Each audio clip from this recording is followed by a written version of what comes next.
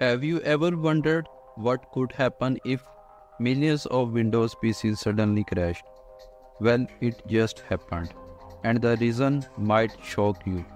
It's all linked to something called the CrowdStrike Falcon sensor. If you are using Windows, you need to hear this. So what exactly is the CrowdStrike Falcon sensor? It's a cybersecurity tool that's supposed to protect your PC from online threats. But instead, it caused a nightmare crashing millions of computers worldwide. Section 1. What happened? Here is the deal. CrowdStrike is a big name in cybersecurity, and their Falcon sensor is designed to catch hackers and viruses before they get into your system. But in a surprising twist, this software did more harm than good. After a recent update, Windows users everywhere started experiencing blue screen, system freezes, and complete crashes. Section 2. Why it happened? So why did this happen? The update to the Falcon sensor conflicted with a common Windows file system. This small mistake had massive consequences, making PCs around the globe crash unexpectedly. Section 3. The fallout.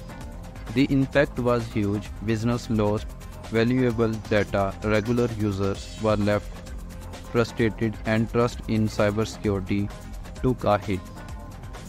CrowdStrike acted quickly to fix the issue, but the damage was already done.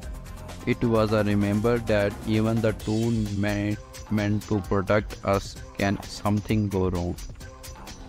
Section 4. What you should do. So what can you do to protect yourself? First, make sure your system is updated with the latest patches from both Windows and CrowdStrike. And always back up your data just in case. If you are still having issues, it might be best to temporarily disable the Falcon sensor until a stable version is confirmed. Technology is incredible, but it's not perfect.